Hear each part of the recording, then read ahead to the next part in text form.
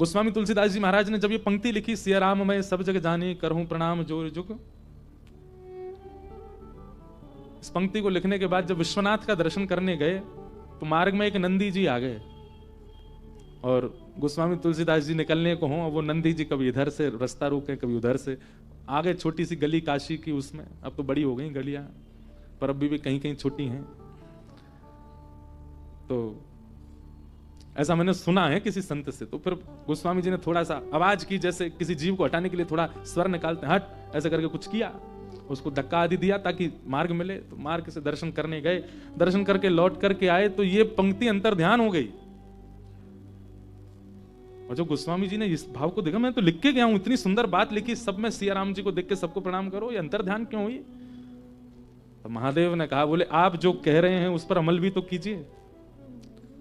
लिख रहे हैं सिया राम में सब जग जानी, और मार्ग में जब वही सिया राम जी नंदी के रूप में मिले तो उनको आप जो है धक्का दे रहे हो। तब उनके मन में यह भाव प्रकट हुआ, इसका मतलब जो लिखा जा रहा है वो परम सत्य है, इसमें कोई संदेह वाली बात नहीं। एक बात हम आपसे कहें, मैं अगर आप लोगों को किसी कार्य को करने की व्यास मंच से आज्ञा देता हूं और स्वयं यदि वो कार्य नहीं करता तो मिथ्या वाणी बोलने का दोष अपराध मुझको लगेगा। तुम स्वयं तो पालन करते नहीं और पूरी दुनिया को बता रहे हो ऐसा करो ऐसा करो, इसका अपराध मुझको लगेगा, इसका पाप मुझको लगेगा। इसलिए वक्ता को भी बहुत सावधान, यदि वो कोई बात बोले तो पहले स्वयं से पूछे वो स्वयं करता है कि नहीं। और यदि कई बार कथा के फ्लो में कोई ऐसी बात निकल आई जो वो स्वयं नहीं करता तो इसका मतलब व्यास मंच उसको आज्ञा दे रहा है कि सहज ही तुम्हारे मुख से निकला है, आज कथा के बाद इसका पालन करना शुरू करो, नहीं तो वक्ता की वाणी से प्रभाव नहीं हो सकता, ये बात निश्चित है। वक्ता के वक्तव्य से एक व्यक्ति भी परिवर्तित नहीं हो पाएगा यदि वक्ता स्वयं उस स्थिति में नहीं है। तो चैतन्य का मतलब क्या है?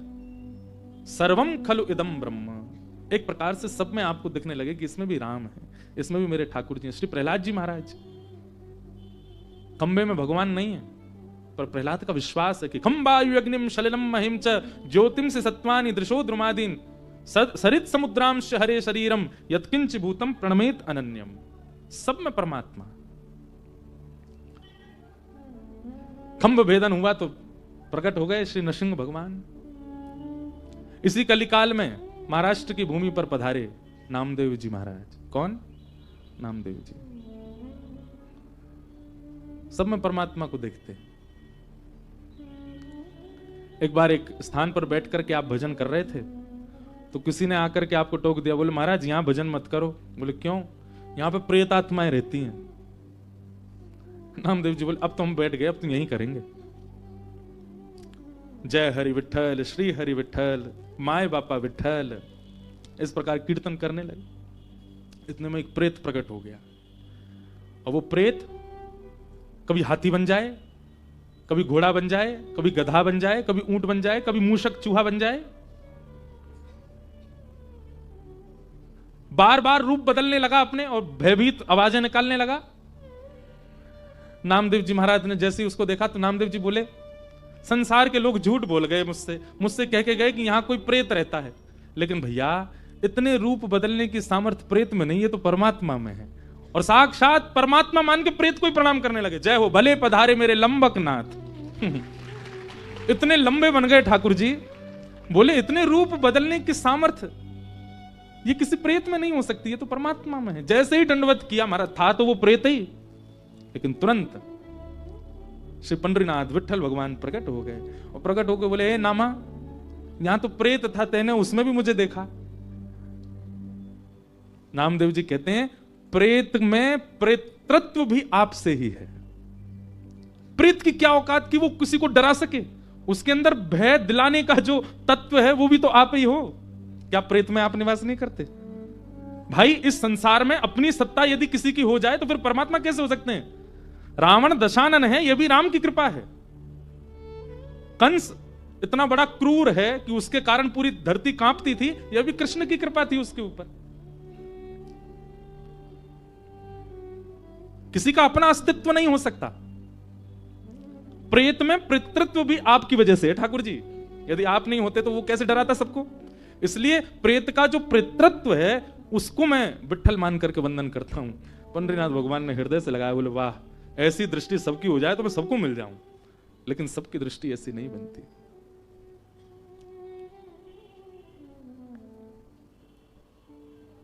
मैं नहीं, मेरा नहीं। कल मैं जब आया काशी तो मुझे हमारे किशन जी ने ये पंक्ति सुना दी और पूरी रात मेरे मन में यही चलता रहा, सर्वम खलु इदम ब्रह्म। ये स्थिति अगर हमारी नेत्रों की नहीं हुई है तो अभी हम साधक नहीं है, श्रोता नहीं है कथा के। अच्छा, ये स्थिति बन पाना बहुत मुश्किल है। हम कह तो रहे हैं व्यास मंच से, पर सब में ठाकुर जी का भाव होना बहुत मुश्किल है।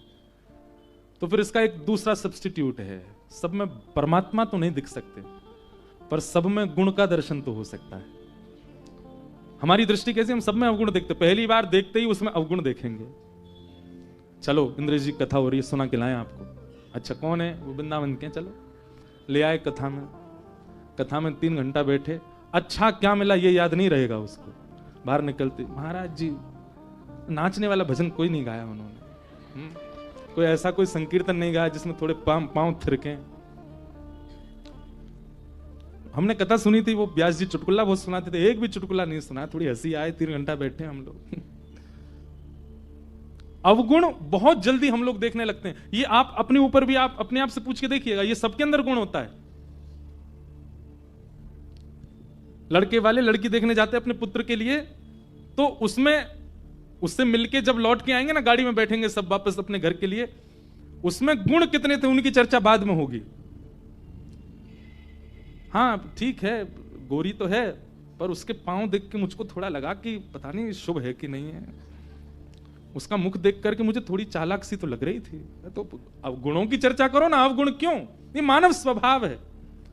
हम जहां भी जाते हैं, जिससे भी मिलते हैं, जिसको भी देखते हैं, हमारा स्वरूप बन चुका है, उसमें पहले अवगुण निकालो। हम अवगुण शॉर्टलिस्ट पहले करते हैं, गुण कई बार हमारे नजरअंदाज में रहते हैं।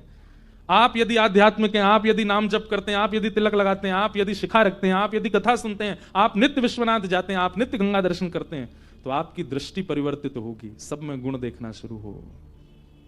और यह नहीं हुआ है तो आप जो कर रहे हो वो मेहनत है, काय को कर रहे हो? इतने जाड़े में भी सुबह सुबह विश्वनाथ जी को काय को परेशान करने जा रहे हो? क्यों गंगा जी का इतना स्नान आदि कर रहे हो, जब आपका स्वभाव ही परिवर्तित नहीं हो रहा है?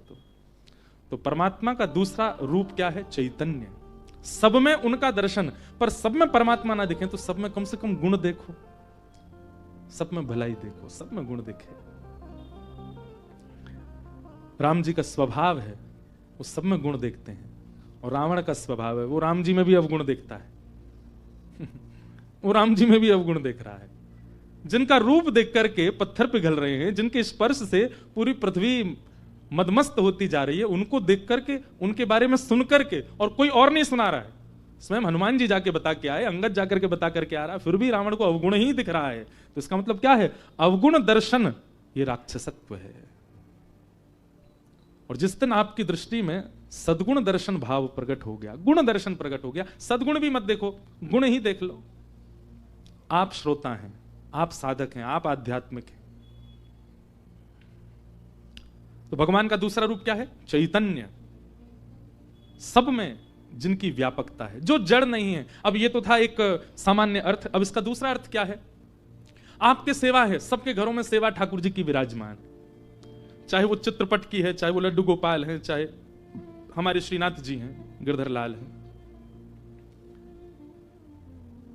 सेवा उसी दिन आपकी श्रेष्ठ होने लग जाएगी जिस दिन आप उनके जड़ भाव को दूर कर दोगे।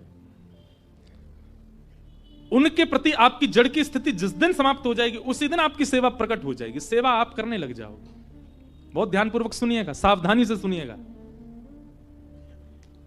आप अपने ठाकुर जी को यदि जड़ मानते हैं कि वो एक धातु मात्र है, आपसे सेवा में अपराध बनेगा, आपसे भोग में अपराध बनेगा, आपसे श्रृंगार में अपराध बनेगा, क्योंकि आपने ये मान लिया कि ये तो धातु है। लेकिन जैसे ही आपके चित्त में चैतन्य, पूर्ण चैतन्य भाव आ गया कि नहीं ये धातु नहीं है, ये परम चैतन्य ठाकुर जी हैं, तो ठाकुर जी भी फिर चैतन्य बन के ही दिखाएंगे। मैं अपनी कथा में एक बात कहा करता हूं, सब लोग बहुत ध्यान से सुनना। महादेव का स्वरूप सब जगह क्या बताया गया? ध्याये नित्यम महेशम रजत गिरिनिभम चारु चंद्रावतंसम। कैसे महादेव? एक तो सबको ये बात पता है पर इसको कोई जानता नहीं कि महादेव कैसे हैं। गौर वर्ण के हैं महादेव। कैसे हैं? गौर वर्ण, कर्पूर गौरम। और इस श्लोक में भी कहा गया रजत गिरिनिभम, यानी कि जैसे चांदी का पर्वत चमकता है ऐसे महादेव की कांति है। और चारु चंद्रावतंसम, अपने मस्तिष्क पर चंद्रमा धारण करते। रत्नाकल्पोज्ज्वलांगम, और अंग कैसे चमकता है जैसे कोई रत्न चमक रहा हो। पयुष मृगवरा, जिन्होंने बागंबर पहना है, एक मृग चर्म पहना है। भीति हस्तम प्रसन्नम, कैसे बैठे? बोले प्रसन्न मुद्रा में बैठे। पद्मासीनम समन्ताः, पद्मासन में बैठे। ये दोनों पैर के तलवे ऊपर को आ जाएं, इसको पद्मासन कहते हैं। पद्मासीनम समन्ता स्तुतमर गणई, गण सब स्तुति गा रहे हैं खड़े होकर के। विश्वाद्यम विश्ववंद्यम, विश्व के जो आदि हैं, प्रथम हैं, और विश्व के जो वंद्य हैं। अखिल भयहरम, ब्रह्मांड के भय को दूर करने वाले। पंचवक्रम, पंचमुख वाले। त्रिनेत्रम, इनको हम प्रणाम करते हैं। लेकिन कहीं भी देवालय में चले जाओ, महादेव तो लिंग के रूप में ही दिख रहे हैं। कहां है पंचवक्र? कहां है चारु चंद्र? कहां है वो रत्नों जैसी कांति? कहां है वो चमकते हुए महादेव का स्वरूप? क्यों नहीं है वो विग्रह? और यही बात हमारे वृंदावन चंद के पास चले जाओ, उनका वर्णन कैसा? कि वरहापीडम नटवर वपुः कर्णयो कर्णकारम बिभ्रदवासः कनक कपिसं वैजयन्तीं च मालां रन्ध्रान् वेणो अधर सुधया पूरयन् गोपवृन्दै वृंदारण्यम स्वपदरमणम प्राविशद गीत कीर्ति। उनका वर्णन कैसा है? बाकी सब वर्णन छोड़ो, एक वर्णन सुन लो केवल। रंध्रान वेणो अधर सुदया, वंशी तो है, कर कमल में ही है, आवाज क्यों नहीं आ रही है? फिर ध्वनि क्यों सुनाई नहीं देती? महादेव लिंगाकार में ही क्यों हैं? श्री कृष्ण के हाथ जब उठे हैं, वेणु है, तो फिर स्वर क्यों नहीं सुनाई देता? ठाकुर जी ने मुझे और आप सबको चैलेंज किया है, अगर तेरी प्रेम लक्षणा भक्ति में सामर्थ्य हो तो वेणु तो है, कर कमल में वेणु तो है, कोमल उंगलियों से छिद्र भी आच्छादित हैं, मुख पर अधर पर वेणु का प्रथम छिद्र भी है। लेकिन तेरो प्रेम जब मुकु वाद्य करेगा, मुझे वाद्य करेगा, मुझे प्रेरित करेगा, तभी स्वर निकलेगा। महादेव कहते हैं चारु चंद्र तो है, त्रिनेत्र तो है, पर तुम्हारे अंदर वह प्रेम प्रकट हो तब उसका दर्शन कराऊं। हमारे लड्डू गोपाल पूरे दिन यूं ही बैठे रहे घर में। ठाकुर जी कह रहे हैं मैं हाथ सीधे ना करूंगा, पैर सीधे ना करूंगा। क्यों? जा दिन तेरो प्रेम प्रकट है जाएगो, जा दिन तेरो प्रेम अथाह है जाएगो, वही दिन अपने आत्मा में सीधे कर लूंगा। इसका मतलब क्या है? हमारी सेवा से अगर हमारी ठाकुर जी जैसे आए थे वैसे ही हैं, इसका मतलब ये प्रेम प्रकट किया नहीं तो ठाकुर जी बदल जाते हैं। ठाकुर जी थोड़े तो हाथ पांव सीधे करते, नेक तो परिवर्तित होते। अब यहां व्यवस्था नहीं तो हम अपने लाल जी का एक दर्शन कराते। जब हमारे ठाकुर जी आए थे 5 वर्ष पहले, तब का स्वरूप और आज के ठाकुर जी का स्वरूप आप कहोगे ये वो है ही नहीं। जब हमारे लाल जी आए थे तो ऐसे लगते थे जैसे पतर पूछ रहा से पतरे दुबरे। हमारे लाल जी के जिन्होंने दर्शन किए सबको यूं लगती है तो कितने बड़े होंगे, मोटे ताजे तगड़े होंगे, हैं सच में, पर दर्शन में हैं वो छोटे से ही। पर प्रथम दिन का दर्शन, और मैं रोज देखता हूं अपने प्रथम दिन के गिरधर लाल जी और आज के, ऐसा परिवर्तन। गदमदरा से तो गाल फूल गए उनके, नेत्रन में ऐसी रौनक सी आ गई है, कांति ऐसी लगती है अद्भुत। अब जैसे हाथ पांव बिल्कुल खा पी के जैसे खाते पीते घर के बालक हो जाते हैं, ऐसे लाल जी हो गए। पहले कोई वस्त्र धराने से आते ही नहीं थे, इतने छोटे से ठाकुर जी हमारे। अब आप कितने बड़े वस्त्र ले आओ, कैसे भी करके धारण कर लेते। तो चैतन्य, आप जिनकी सेवा करते हैं, केवल नियमित रूप से भोग लगाना, आरती करना, यह आपका कर्तव्य नहीं। आपका कर्तव्य यह है कि जैसे आए ये परिवर्तित होने चाहिए। इनके स्वरूप में थोड़ा तो, भाई बालक जन्म लेता है वो छोटा सा ही होता है, 10 साल हो गए इतना सही है, मां को चिंता नहीं होगी? चिंता क्या होगी? पूरा घर परिवार रोएगा, ये बढ़ता ही नहीं, इतना सही है। हर दिन उसमें परिवर्तन आए, वो कुछ नया सीखे, कुछ नई क्रिया करे, उसके हाथ पांव थोड़े बढ़े, चलना सीखे, बोलना सीखे, आंखें टिमटिमाए, पूछें कान कहां है तो तुरंत बताए, नाक कहां ये है, जीभ कहां ये है। हर दिन कुछ नया ज्ञान, उसमें परिवर्तन दिखता है, तब परिवार प्रसन्न रहता है कि हमारा बालक पल रहा है, बढ़ रहा है। सेवा में भी आपका भाव और आपके ठाकुर जी का स्वरूप, इसमें परिवर्तन आना चाहिए। तब आपकी सेवा लग रही है, आप सेवा कर रहे हो, ये बात पता चलती है। ये इसी को कहते हैं चैतन्य। ठाकुर जी का तीसरा रूप क्या है? आनंद। हमारे गुरुदेव एक बहुत अच्छी बात कहते हैं, ठाकुर जी के प्रथम दो स्वरूप यदि आपने भली भांति पहचान लिए, यानी कि सत्य और चैतन्य, तो तीसरा रूप अपने आप प्रकट होगा। क्या? आनंद।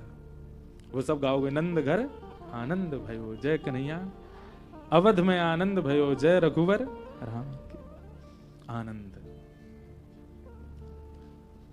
रहते काशी में हैं, गंगा तट पर हैं, फिर भी इतने निराश, हताश, उदास क्यों? ये तो आनंद वन है, यहां तो महादेव भी आनंद में रहते हैं। आप क्यों इतने निरानंद में हो? क्योंकि आपने महादेव को उस रूप से देखा नहीं, जाना नहीं, पहचाना नहीं, इसलिए निराश हो।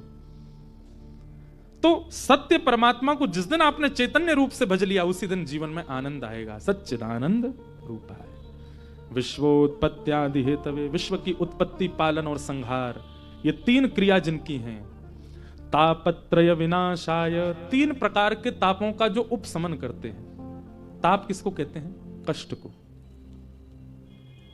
एक बात बहुत ध्यान से सुनिएगा, ठाकुर जी को भजने वाला कष्ट विमुक्त नहीं होता।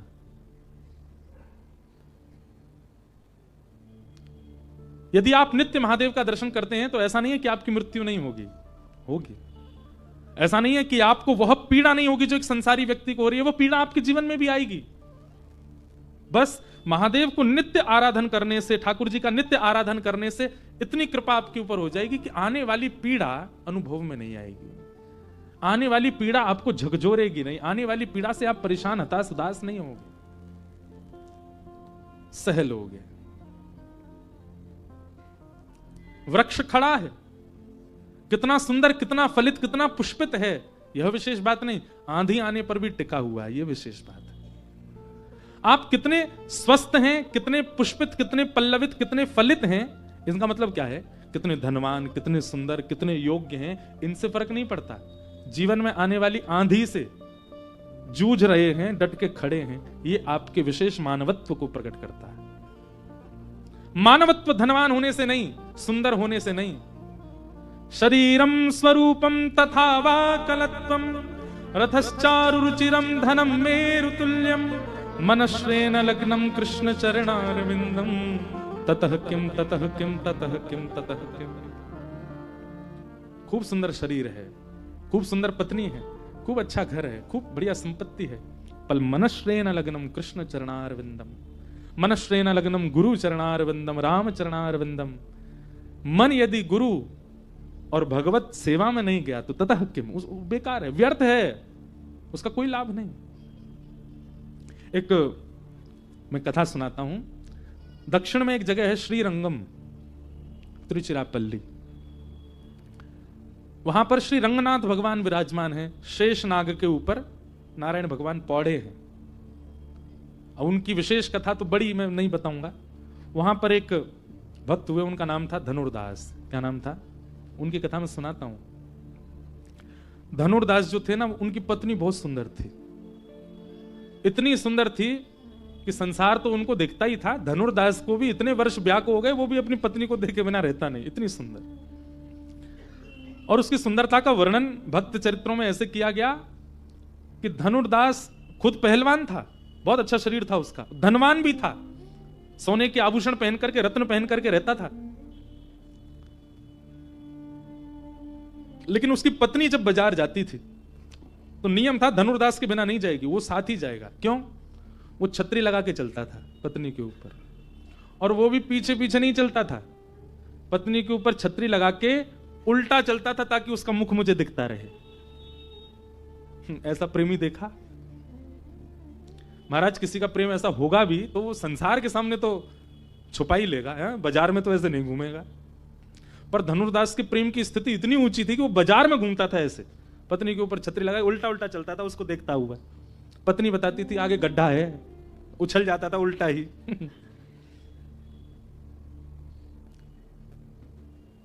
एक बार श्री रंगनाथ भगवान की सवारी जा रही थी, आगे सब लोग चल रहे थे हटाते हुए भीड़ को, हट जाओ हट जाओ, रंगनाथ भगवान की सवारी आ रही है। और सबसे आगे श्रीमद रामानुजाचार्य जी चल रहे थे, ठाकुर जी की सवारी चल रही है तो आचार्य आगे चल रहे थे।